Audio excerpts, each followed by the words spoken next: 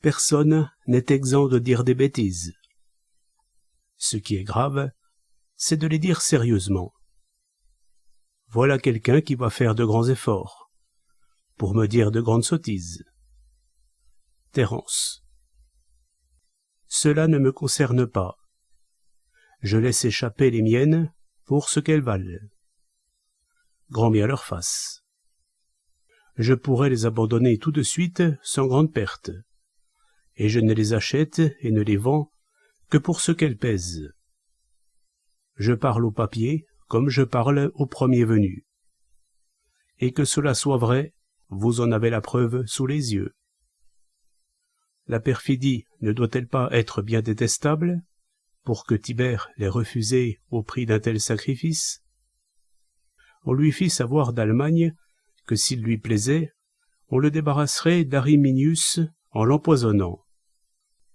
C'était le plus puissant ennemi des Romains, et quand ils étaient sous le commandement de Varus, il les avait très ignominieusement traités. Lui seul faisait obstacle à l'expansion de la domination romaine en ces contrées. Tibère répondit que le peuple romain avait l'habitude de se venger ouvertement de ses ennemis, les armes à la main, et non en fraude et en cachette. Il laissa l'utile pour l'honnête.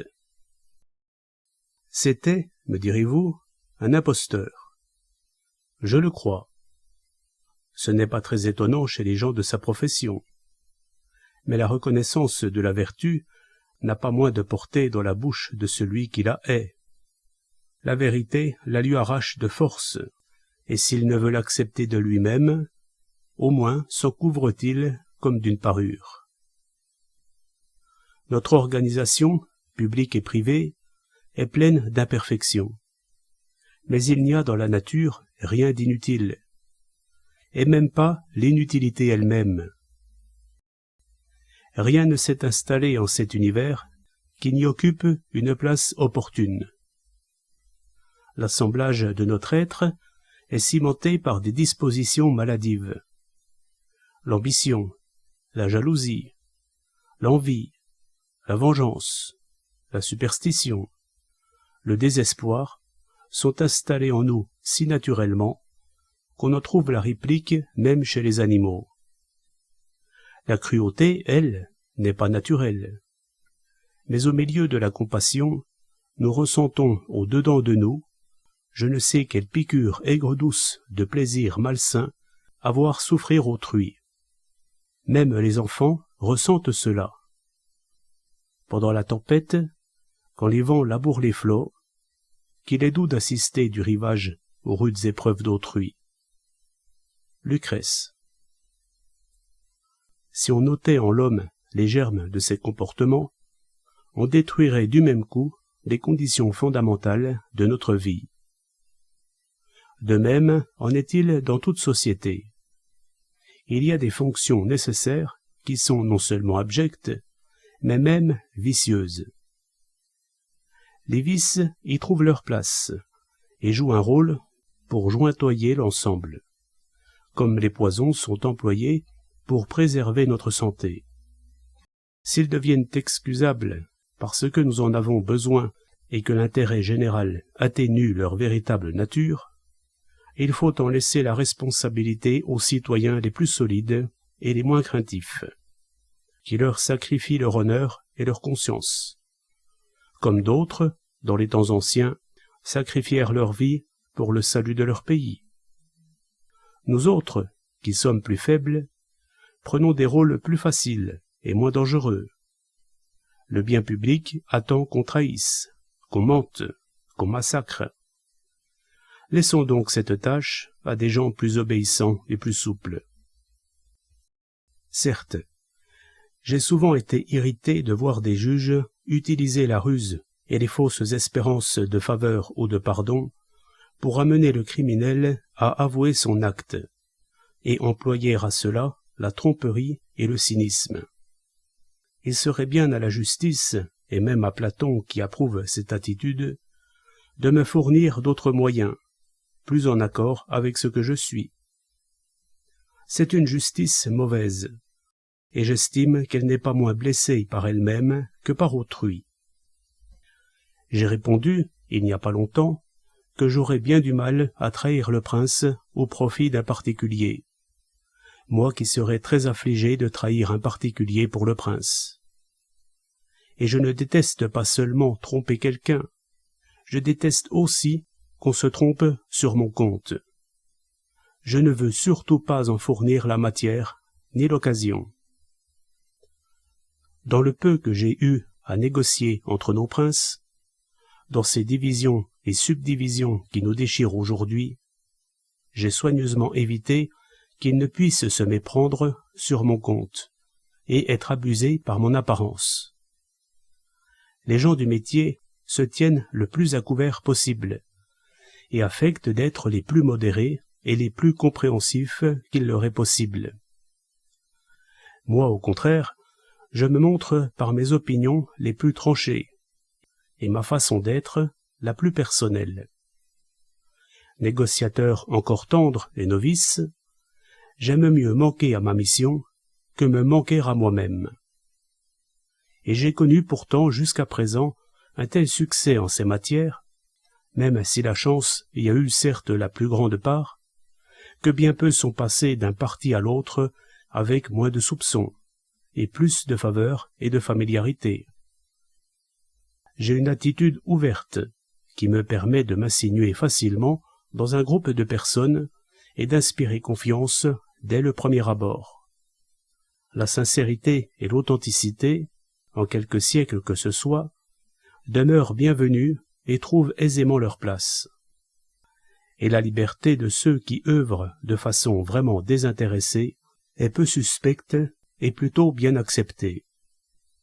Ceux-là peuvent bien reprendre à leur compte la réponse d'Hypéride aux Athéniens, qui se plaignaient de la dureté de son langage.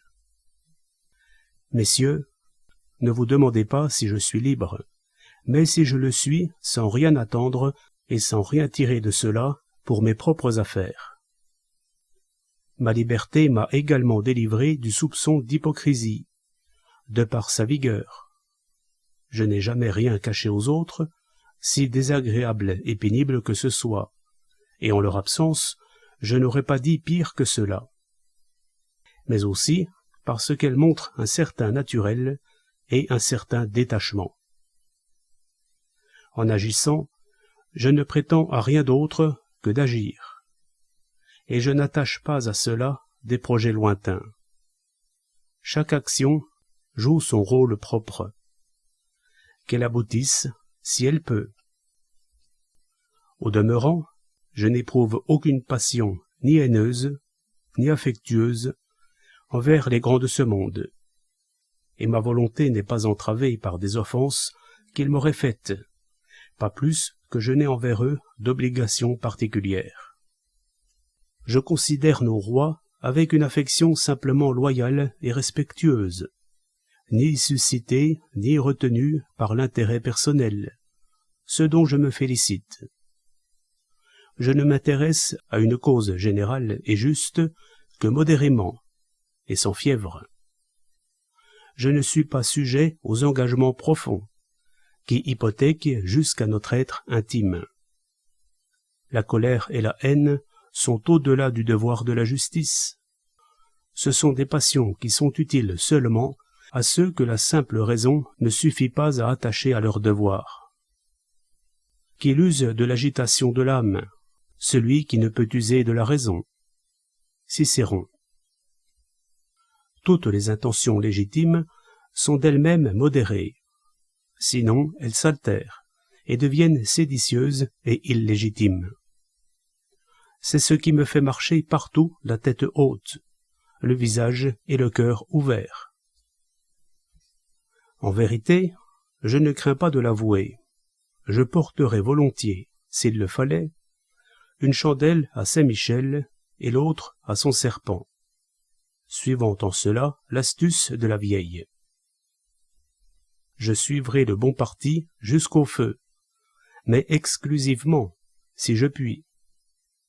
Que la maison Montaigne sombre, entraînée dans la ruine publique, s'il le faut. Mais si ce n'est pas nécessaire, je saurai gré au hasard qu'elle en réchappe. et pour autant que mon devoir me laisse quelque liberté, je l'emploierai à sa conservation. Atticus, ayant choisi le parti juste, mais qui était aussi le perdant, ne se sauva-t-il pas par sa modération dans ce naufrage universel, au milieu de tant de bouleversements et de divisions? Cela est plus facile aux hommes qui agissent à titre personnel, comme c'était son cas, et je trouve que s'agissant d'affaires privées, on peut légitimement ne pas vouloir s'en mêler, ne pas s'y inviter soi-même. Mais se tenir hésitant et tiraillé entre les opinions de deux partis, se tenir indifférent et sans pencher d'aucun côté au beau milieu des troubles qui déchirent son pays, je ne trouve cela ni beau ni honorable. Ce n'est pas choisir la voie moyenne, c'est n'en prendre aucune. C'est attendre l'événement pour tomber du bon côté. Tite-Live. Cela peut être permis dans les affaires entre voisins. Gélon, tyran de Syracuse, laissa ainsi en suspens ses penchants dans la guerre des barbares contre les Grecs. Il maintenait une ambassade à Delphes, avec des présents, afin qu'elle servît de sentinelle pour voir de quel côté pencherait la balance, et saisir le bon moment pour passer un accord avec les vainqueurs. Mais ce serait une sorte de trahison que de procéder ainsi dans nos propres affaires intérieures, dans lesquelles il faut nécessairement prendre parti. Ne pas s'engager, pour un homme qui n'a ni charge ni commandement précis qui l'y contraigne, je trouve cela plus excusable que pendant les guerres menées contre l'étranger, bien que je n'utilise pas cette excuse pour moi-même, alors que, selon nos lois, n'y prend part que celui qui le veut. Mais cependant, même ceux qui s'y engagent tout à fait peuvent le faire de façon si réglée et si modérée que l'orage pourra passer au-dessus de leur tête sans qu'ils aient à en souffrir. N'avions-nous pas raison d'espérer cela dans le cas de feu l'évêque d'Orléans, M. de Morvilliers? Et parmi ceux qui, en ce moment, sont vivement engagés dans l'action, j'en connais qui ont des comportements si mesurés et si doux qu'ils ont toutes les chances de demeurer debout, quelque grave bouleversement et effondrement que le ciel nous prépare. Je considère que c'est au roi qu'il appartient de se dresser contre les rois, et je me moque de ces esprits qui, de gaieté de cœur, se lancent dans des querelles disproportionnées. On ne cherche pas querelle à un prince au point de marcher contre lui ouvertement et courageusement, pour une question d'honneur et pour faire son devoir. Si le prince n'aime pas tel ou tel personnage, il fait mieux, il l'estime. Et notamment, la cause des lois et la défense de l'ancien état de choses ont toujours cela pour elles que ceux-là même qui s'y attaquent pour leurs objectifs particuliers trouvent des excuses à ses défenseurs, si même ils ne les honorent pas. Mais il ne faut pas appeler devoir, comme nous le faisons à chaque instant, une animosité et des rudesses intérieures nées de l'intérêt privé et de la passion personnelle. Pas plus qu'il ne faut appeler courage une conduite traîtresse et méchante.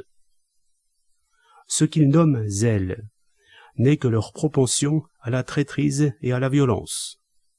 Ce n'est pas la cause qui les excite, c'est leur intérêt. Ils attisent la guerre, non parce qu'elle est juste, mais parce que c'est une guerre. Rien n'interdit que des hommes qui sont ennemis puissent se comporter normalement et loyalement. Faites preuve d'une affection, sinon constante, car elle peut accepter des degrés, mais au moins modérée, et qui ne vous engage pas au point que l'autre puisse tout attendre de vous. Contentez-vous aussi d'une appréciation moyenne de sa bonne grâce. Plongez dans une eau trouble, mais sans vouloir y pécher. L'autre façon de se consacrer de toutes ses forces aux uns et aux autres relève encore moins de la prudence que de la conscience. quand vous trahissez quelqu'un avec qui vous êtes en bon rapport, au profit d'un autre, cet autre ne sait-il pas que vous allez en faire autant avec lui ensuite? Il vous tient pour un méchant homme, mais cependant il vous écoute, tire parti de vous, et fait son profit de votre déloyauté. C'est que les hommes doubles sont utiles par ce qu'ils fournissent, mais il faut faire en sorte qu'ils en emportent le moins possible. Je ne dis rien à l'un que je ne puisse dire à l'autre, le moment venu, en changeant seulement un peu l'accent, et je ne leur rapporte que les choses qui sont indifférentes ou déjà connues, ou qui sont utiles aux deux. Mais il n'y a pas de chose utile pour laquelle je me permette de leur mentir. Ce qui a été confié à mon silence, je le cache scrupuleusement, mais je me charge de secrets aussi peu que possible. Garder les secrets des princes est une charge dérangeante pour qui n'en a que faire. Je propose volontiers ce marché, qu'ils me confient peu de choses, mais qu'ils aient confiance en ce que je leur révèle. J'en ai toujours su plus que je n'ai voulu. Parler de façon ouverte et franche incite l'autre à parler de même, fait couler ses paroles, comme font le vin et l'amour. Au roi de Lysimaque, qui lui demandait « Que veux-tu que je te donne de mes biens ?» Philippide répondit, sagement à mon avis, « Ce que tu voudras, pourvu que cela ne fasse pas partie de tes secrets. » Je constate que chacun se rebelle si on lui cache le fond des affaires pour lesquelles on l'emploie, si on lui en dissimule les arrière-pensées. En ce qui me concerne, je suis bien heureux qu'on ne m'en dise pas plus que ce que l'on veut me voir mettre en œuvre. Et je ne désire pas que ce que je sais aille au-delà de ce que je peux dire. Si je dois servir d'instrument de tromperie, que ce soit au moins sans en avoir conscience. Je ne veux pas être tenu pour un serviteur si affectionné et si loyal que l'on me trouve bon à trahir qui que ce soit. Qui est infidèle à lui-même est bien excusable de l'être envers son maître. Mais il est des princes qui n'acceptent pas les hommes à moitié et méprisent les services limités assortis de conditions. Il n'y a pas d'autre solution. Je leur déclare franchement quelles sont les limites que je me fixe, car je ne puis me faire l'esclave que de la raison, et encore ne puis-je guère y parvenir vraiment. D'ailleurs, ils ont tort d'exiger d'un homme libre la même sujétion et obligation envers eux que de celui qui est leur créature ou qu'ils ont acheté, ou dont le sort est entièrement dépendant du leur. Les lois m'ont ôté un grand souci. Elles m'ont choisi un parti et donné un maître. Toute autre supériorité, toute autre obligation est en fonction de celle-là et doit s'en trouver restreinte. Aussi, n'est-il pas certain, si je me sentais porté vers un autre parti, que je lui offrirais aussitôt mon bras. La volonté et les désirs se font à eux-mêmes la loi, mais les actes doivent la recevoir de l'autorité publique. Ces façons de procéder qui sont les miennes sont un peu discordantes avec nos habitudes. Elles ne sont pas destinées à produire de grands effets, ni à durer bien longtemps. L'innocence elle-même ne saurait aujourd'hui ni négocier sans dissimulation, ni marchander sans mensonge. C'est pourquoi les fonctions publiques ne constituent pas mon objectif. Ce que ma situation sociale en requiert, je l'assume, de la façon la plus personnelle qui soit. Quand j'étais jeune, on m'y plongeait jusqu'aux oreilles, et cela réussissait. Mais je m'en suis détaché de bonne heure. Et depuis, j'ai souvent esquivé, rarement accepté, et jamais demandé, tournant le dos à l'ambition. Je n'ai pas fait comme les rameurs, qui avancent ainsi à reculons. Mais si je ne me suis pas laissé embarquer dans les affaires, je le dois moins pourtant à ma résolution qu'à ma bonne fortune. Car il y a des voies moins opposées à mon goût, et plus conformes à mes possibilités, par lesquelles, si l'ambition m'eût autrefois appelé au service public en améliorant ma réputation dans le monde, je sais qu'alors je fusse volontiers passé par-dessus mes beaux raisonnements pour la suivre. Ceux qui s'élèvent contre les opinions que je défends en disant que ce que j'appelle franchise, simplicité, naturel, c'est plutôt chez moi de l'artifice et de la finesse, plutôt de la prudence que de la bonté, du savoir-faire que du naturel, du bon sens que du succès, ceux-là me font plus d'honneur que de tort. Mais ils font encore ma finesse trop fine. Celui qui m'aura suivi et observé de près ne peut gagner la partie contre moi que s'il refuse de reconnaître deux choses. D'abord, que dans leur école, aucune règle ne saurait reproduire ce mouvement naturel qui est le mien, et maintenir une apparence de liberté et de licence aussi constante et aussi inflexible sur des chemins aussi tortueux et divers. Et ensuite, que toute leur attention et leur intelligence ne pourraient pas les y amener. La voie de la vérité est une et simple, celle du profit particulier et de la réussite des affaires dont on a la charge, double, chaotique et hasardeuse. J'ai souvent vu employer ces libertés affectées et artificielles, mais le plus souvent sans succès. Elles font un peu penser à l'âne d'Ésope, qui, parce qu'il voulait égaler le chien, vint se jeter gaiement, les pattes en avant, sur les épaules de son maître. Mais autant le chien, en retour, recevait de caresses pour cette façon de lui faire fête, autant le pauvre âne reçut de coups de bâton, et même 2 fois plus. Ce qui nous sied le mieux, c'est ce qui nous est le plus naturel. Cicéron. Je ne veux pas ôter à la tromperie la place qui lui revient. Je sais qu'elle a souvent été utilisée avec profit, et qu'elle entretient et alimente la plupart des activités humaines. Il y a des vices légitimes, comme il y a beaucoup d'actions bonnes ou excusables qui sont illégitimes. La justice en soi, naturelle et universelle, est réglée autrement et plus noblement que ne l'est cette autre justice, particulière et nationale, soumise aux nécessités de nos États. Nous n'avons pas de modèle solide et précis d'un véritable droit et d'une justice authentique. Nous nous servons d'images et du nombre. Cicéron. C'est pour cela que le sage Dandamis, à qui l'on racontait les vies de Socrate, Pythagore et Diogène, jugea que s'ils étaient de grands personnages en toute autre chose, ils n'en étaient pas moins trop asservis à l'observation des lois. Car pour donner de l'autorité à ces dernières et les soutenir, la véritable vertu doit abandonner beaucoup de sa force originelle. Et bien des actions vicieuses sont faites, non seulement avec leur permission, mais même à leur instigation.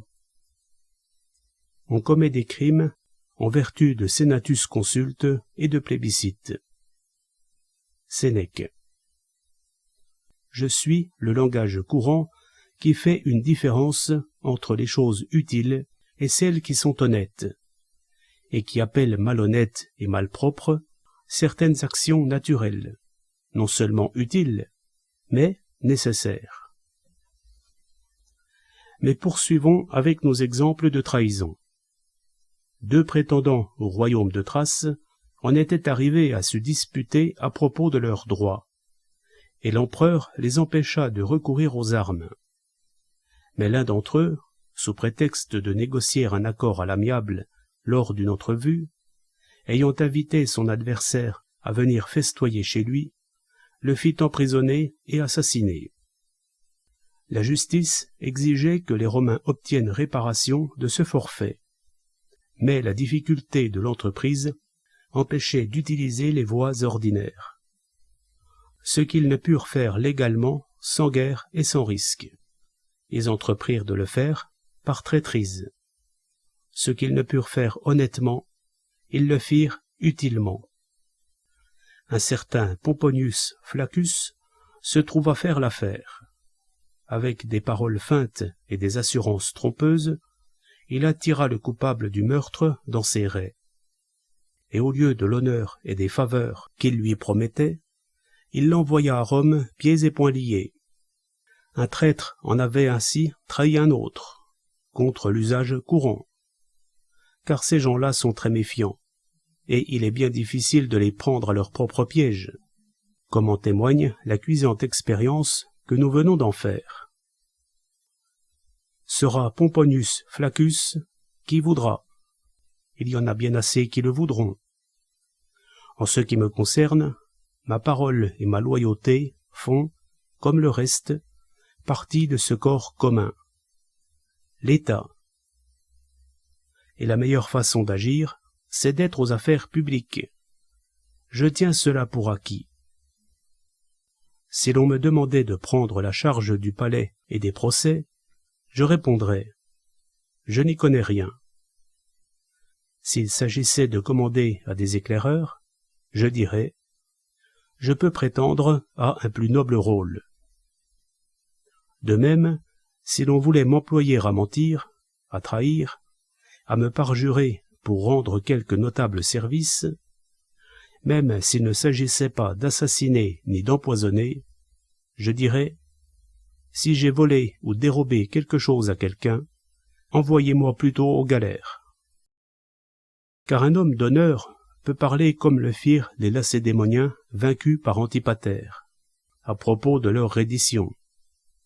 Vous pouvez nous imposer des conditions lourdes et ruineuses autant qu'il vous plaira. Mais honteuses et malhonnêtes, non, vous perdrez votre temps.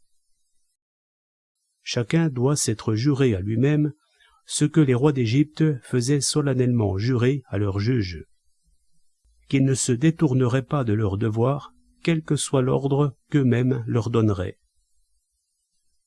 Des missions comme celle dont j'ai parlé plus haut sont marquées par l'ignominie et la réprobation. Et celui qui vous la donne vous en fait reproche. Il vous la donne, si vous le comprenez bien, comme charge et comme peine. Autant les affaires publiques en sont améliorées, autant empirent les vôtres. Mieux vous faites, et pire c'est. Et ce ne sera pas nouveau, et peut-être même avec quelque apparence de justice, si celui-là même qui vous a mis l'affaire entre les mains vous en punit. Si la traîtrise peut être excusable dans certains cas, ce n'est que lorsqu'elle s'emploie à châtier et trahir la traîtrise. Il est bien des perfidies qui sont non seulement refusées, mais punies, par ceux en faveur de qui elles avaient été entreprises. Qui ne connaît la dénonciation par Fabritius du médecin de Pyrrhus? Mais on trouve aussi des récits dans lesquels celui qui a ordonné une trahison la venge ensuite, avec la dernière rigueur, sur celui qu'il y avait pourtant employé, refusant un avantage et un pouvoir aussi effréné, et désavouant une servitude et une obéissance si complète et si lâche. Jaropelque, duc de Russie, suborna un gentilhomme hongrois pour trahir le roi de Pologne, Boleslas, en le faisant assassiner ou en donnant aux Russes la possibilité de lui causer quelque grave dommage. Mais ce gentilhomme se comporta en homme rusé, se consacra plus encore au service du roi, obtint de devenir membre de son conseil et un de ses plus intimes confidents. Profitant de cette position et choisissant l'opportunité que lui offrait l'absence de son maître, il livra aux Russes la grande et riche cité de Vislici, qu'ils saccagèrent et brûlèrent entièrement, faisant périr non seulement la population de la ville, quel que soit leur âge et leur sexe, mais une grande partie de la noblesse des alentours, qui avait été attirée là dans ce but. ayant ainsi assouvi sa vengeance et sa colère, qui d'ailleurs n'était pas sans raison, car Boleslas l'avait gravement offensé et s'était conduit à son égard de la même façon. Jaropelk était comme ivre du résultat de cette trahison. Mais venant par la suite à en considérer l'horreur nue et sans phare, à la regarder froidement, et non plus d'un œil troublé par la passion, il fut pris d'un tel remords, il en eut le cœur tellement retourné, qu'il fit crever les yeux, couper la langue et les parties honteuses à celui qui en avait été l'exécuteur. Antigonos persuada les soldats argyraspides de trahir leur général Eumène, son adversaire. Mais à peine l'avait-il fait exécuter, quand ils le lui eurent livré, qu'il voulut se faire lui-même l'auxiliaire de la justice divine pour châtier un forfait aussi détestable. Il les remit entre les mains du gouverneur de la province, en lui donnant l'ordre catégorique de les faire périr de quelque façon que ce soit, pourvu que leur mort fût affreuse. Et sur le grand nombre qu'ils étaient, aucun ne revit jamais depuis lors l'ère de la Macédoine. Il les jugea d'autant plus mauvais et punissables qu'ils l'avaient mieux servi. L'esclave qui révéla la cachette de Sulpicius, son maître, fut affranchi, selon la promesse indiquée dans la proscription édictée par Sylla. Mais suivant les règles de la justice publique, il fut, une fois libre, précipité du haut de la roche tarpéienne. De même, notre roi Clovis, au lieu des armes d'or qu'il leur avait promis, fit pendre les 3 serviteurs de Canacre après qu'ils eurent trahi leur maître pour lui, et à son instigation. Les Romains faisaient pendre les traîtres avec au cou la bourse contenant le paiement de leur trahison. Après avoir satisfait à l'engagement spécial pris envers eux, ils satisfaisaient ainsi à l'engagement plus général et primordial envers la justice. Mahomet II, qui voulait se débarrasser de son frère, poussé par le goût du pouvoir personnel courant dans leur race, y employa l'un de ses officiers qui l'étouffa en lui faisant avaler de force une très grosse quantité d'eau. Cela fait, il livra le meurtrier à la mère du trépassé pour lui faire expier son meurtre, car ils n'étaient que demi-frères par leur père. Et celle-ci, en sa présence, ouvrit la poitrine du coupable, et fouillant de ses mains le corps encore chaud, en arracha le cœur qu'elle jeta à manger aux chiens. Même à ceux qui n'ont guère de valeur, il est si agréable, après avoir tiré profit d'une mauvaise action, de pouvoir ensuite y rattacher en toute tranquillité quelques traits d'honnêteté et de justice, comme une sorte de compensation et de remords de conscience. Ajoutons à cela qu'ils considèrent ceux qui ont exécuté pour eux des crimes aussi horribles comme des gens pleins de menaces à leur égard, et ils cherchent à les faire mourir pour effacer toute connaissance et tout témoignage possible de leurs agissements.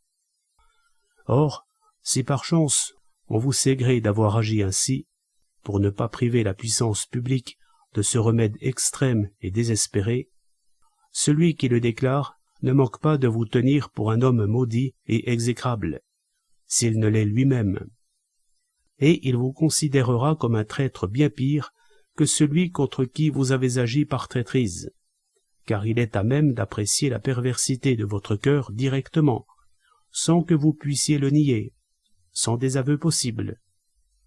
Mais il vous y emploie comme on le fait pour les hommes perdus, dans les exécutions capitales. Vous êtes pour lui un poids aussi nécessaire que malhonnête.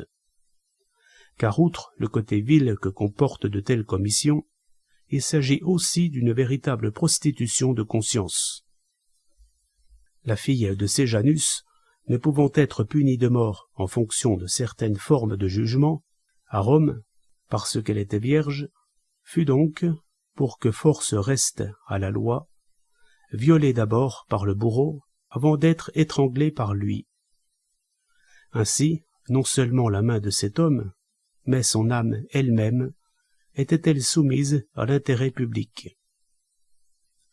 Mourad Ier, pour renforcer la punition à l'égard de ceux de ses sujets qui avaient apporté leur concours à la rébellion parricide de son fils contre lui, avait ordonné que leurs plus proches parents prêteraient la main à leur exécution. Je trouve très honorable l'attitude de certains d'entre eux, qui ont préféré être tenus injustement pour coupables du parricide voulu par un autre, plutôt que de servir la justice de celui qui se faisait leur propre parricide, en faisant périr leurs plus proches parents. Quand j'ai vu un jour des coquins laisser pendre leurs amis et complices pour avoir la vie sauve, dans une affaire de maison dévalisée, je les ai tenus pour plus vils que les pendus.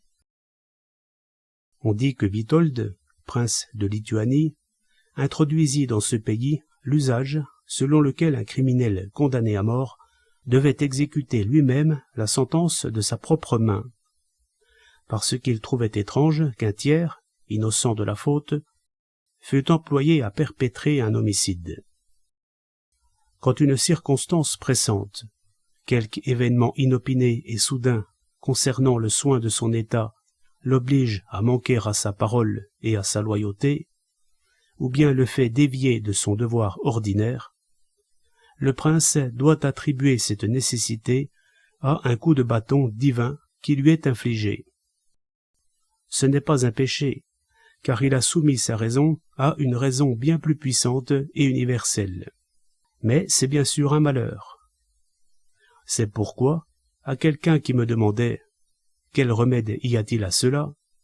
je répondis « Aucun, si le prince a véritablement été pris entre ces deux extrêmes, mais qu'il se garde bien de chercher un prétexte à son parjure. » Cicéron. Dans ce cas, il lui fallait agir ainsi, mais s'il l'a fait sans regret, s'il ne lui en coûta de le faire, alors c'est le signe que sa conscience est bien mal en point. Mais s'il s'en trouvait un dont la conscience soit si délicate que nulle guérison ne lui semble digne d'un remède aussi dur, je ne l'en estimerais pas moins. Il ne pourrait causer sa propre perte de façon plus excusable et plus décente. Nous ne pouvons pas tout. En fin de compte, il nous faut bien souvent remettre entièrement notre vaisseau à la conduite du ciel, comme étant la dernière ancre dont nous disposions. Pour quelle plus juste nécessité le prince se réserve-t-il? Y a-t-il quelque chose qui lui soit moins loisible de faire que ce qu'il se voit contraint de faire aux dépens de sa parole et de son honneur, choses qui sont peut-être pour lui plus chères encore que son propre salut et que celui de son peuple? Quand ayant croisé les bras, il appellera Dieu à son aide, ne pourra-t-il pas espérer que la divine bonté ne puisse refuser une faveur de sa main extraordinaire à une main pure et juste? Les exemples précédents de manquement à la parole donnée sont des exceptions dangereuses, rares et comme maladives, par rapport à nos règles naturelles. Il faut y céder, mais avec la plus grande modération et circonspection. Aucun objectif privé ne mérite que nous fassions ainsi violence à notre conscience. L'utilité publique, soit, lorsqu'elle est évidente et très importante. C'est bien à propos que Timoléon se protégea contre l'énormité de son acte en versant des larmes parce qu'il se souvenait que c'était d'une main fraternelle qu'il avait frappé le tyran. Et ce qui heurtait fort justement sa conscience, c'est qu'il eût été nécessaire de payer la nécessité publique d'un tel acte à un prix aussi élevé que celui de l'honnêteté de sa conduite. Le Sénat lui-même, délivré de la servitude par son acte, n'osa pas trancher si vite à propos d'un haut fait comme celui-là, qui se présentait sous deux aspects si importants et si opposés. Mais les Syracusains, ayant justement, et à point nommé, demandé aux Corinthiens leur protection avec un chef capable de rétablir leur ville dans sa dignité initiale et de nettoyer la Sicile de plusieurs tyranneaux qui l'opprimaient, le Sénat y commit Timoléon, avec de nouvelles explications et déclarations. Selon qu'ils se comporteraient bien ou mal, leur décision serait prise soit en faveur du libérateur de son pays, ou au détriment du meurtrier de son frère. Cette surprenante décision se justifie quelque peu par le danger que pouvait représenter un tel exemple et la gravité d'un acte aussi ambigu. Ils firent bien de se dispenser de rendre un jugement, ou du moins de le faire reposer sur des considérations annexes. Or, le comportement de Timoléon, durant ce voyage, rendirent bientôt sa cause plus évidente, tant il fit preuve de dignité et de vertu en toutes circonstances. Et la réussite qui lui sourit dans les difficultés qu'il eut à vaincre en accomplissant cette noble tâche, sembla lui avoir été envoyée par les dieux, conspirant en faveur de sa justification. La fin que poursuivait Timoléon serait justifiable si quelque fin que ce soit pouvait l'être. Mais l'avantage constitué par l'augmentation des revenus de l'État, que le Sénat romain prit pour prétexte de la décision inique que je vais raconter, ne saurait suffire à excuser une injustice comme celle-là. Certaines cités s'étaient affranchies à prix d'argent, et avaient obtenu leur liberté des mains de Sylla, sur ordonnance du Sénat et avec sa permission. Mais la chose étant venue de nouveau en jugement, le Sénat les condamna à redevenir taillables comme avant, l'argent qu'elles avaient versé pour leur affranchissement demeurant perdu pour elles. Les guerres civiles fournissent souvent de vilains exemples de ce genre. Nous punissons les gens parce qu'ils nous ont cru quand nous étions d'un autre côté, et le même magistrat fait supporter les conséquences de son retournement à celui qui n'y peut rien. Le maître fouette son disciple pour sa docilité, et le guide son aveugle. Belle image de la justice. Il y a en philosophie des règles qui sont fausses ou bien faibles. L'exemple qu'on nous propose, pour faire prévaloir l'intérêt personnel sur la parole donnée, n'a guère de poids du fait des circonstances qui s'y trouvent impliquées. Des voleurs vous ont pris, ils vous ont remis en liberté après vous avoir extorqué la promesse du paiement d'une certaine somme. On a tort de dire qu'un honnête homme sera quitte de sa parole sans rien payer, une fois sorti d'entre leurs mains. Il n'en est rien. Ce que la crainte m'a fait vouloir, je suis tenu de le vouloir encore sans la crainte. Et quand elle n'aurait forcé que ma langue, et non ma volonté, encore suis-je tenu d'honorer ma parole.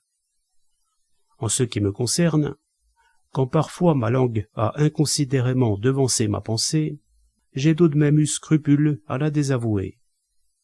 C'est que sinon, de degré en degré, nous en arriverions à abolir tous les droits qu'un tiers fonde sur nos promesses. Comme si l'on pouvait forcer un homme courageux. Cicéron. La seule occasion dans laquelle l'intérêt personnel peut nous fournir une excuse à ne pas tenir notre promesse, c'est lorsque nous avons promis quelque chose de mauvais et d'inique en soi. Car le droit de la vertu doit prévaloir sur le droit qui réglemente nos obligations. J'ai mis autrefois Épaminondas au premier rang des hommes éminents, et je ne m'en dédis pas. Ne plaçait-il pas au plus haut niveau le souci de son devoir personnel, lui qui jamais ne tua un homme qu'il avait vaincu, et qui, même pour un acte de valeur inestimable comme celui qui consiste à rendre la liberté à son pays, se faisait un scrupule de tuer un tyran ou ses complices sans que les formes de la justice fussent respectées? Et ne jugeait-il pas mauvais, quelque bon citoyen qu'il fût, celui qui, au milieu des ennemis et de la bataille, n'épargnait pas son ami et son hôte? Voilà une âme richement dotée. Il alliait aux plus rudes et plus violentes actions humaines la bonté et l'humanité que l'on peut tirer de la philosophie, dans leur forme la plus raffinée. Ce cœur si grand, si plein, et d'une telle obstination contre la douleur, la mort, la pauvreté, était-ce la nature ou l'éducation qui l'avait attendri jusqu'à lui donner un caractère d'une telle douceur, d'une telle bonté?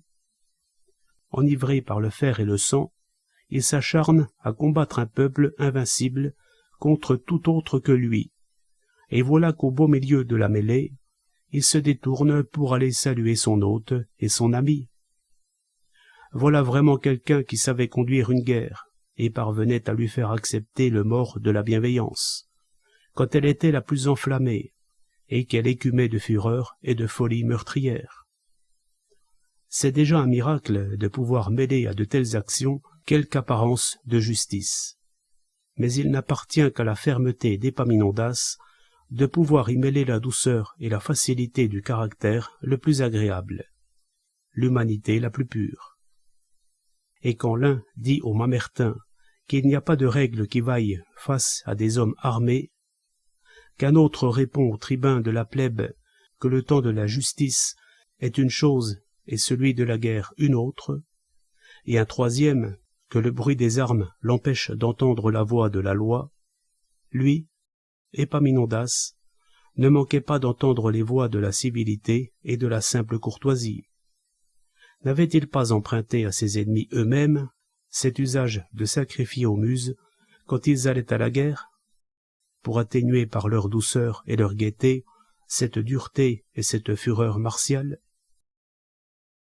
Ne craignons pas, après un si grand précepteur, de considérer qu'il y a quelque chose d'illicite dans le fait même d'avoir des ennemis. L'intérêt commun ne doit pas tout demander à tous contre l'intérêt privé. Le droit privé doit demeurer dans les esprits au beau milieu des dissensions publiques. Tite-Live. Et nulle puissance ne peut autoriser la violation des droits de l'amitié. Ovide. Tout n'est pas permis à un honnête homme pour le service de son roi, ni pour celui de l'intérêt général et des lois. Car le devoir envers la patrie ne surpasse pas tous les autres, et il lui est utile d'avoir des citoyens dévoués à leurs parents. Cicéron. C'est là une leçon qui convient à notre temps. Nous n'avons que faire de durcir nos cœurs avec ces lames de fer. Il suffit que nos épaules soient solides. Il suffit de tremper nos plumes dans l'encre sans les tremper dans le sang. Si c'est de la noblesse de cœur et l'effet d'une vertu rare et singulière que de mépriser l'amitié, les obligations privées, sa parole et ses parents, pour le bien commun et l'obéissance aux magistrats, alors il suffit, pour nous excuser de ne pas agir ainsi, de considérer que c'est une grandeur qui ne pouvait avoir sa place dans le cœur d'Épaminondas. J'ai en horreur les exhortations enragées de cet autre caractère excessif. Tant que les flèches luiront, que nul spectacle pieux ne nous émeuve, pas même celui de vos pères. Défigurez par vos glaives les vénérables visages devant vous. Lucain. Ôtons leurs prétextes raisonnables au naturel méchant, sanguinaire et traître. Laissons de côté cette justice excessive et contre nature.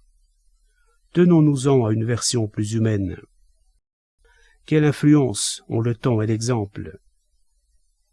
Dans un combat durant la guerre civile contre Cinna, un soldat de Pompée ayant tué, sans le reconnaître, son frère qui était du parti adverse, se tua lui-même aussitôt, de honte et de regret.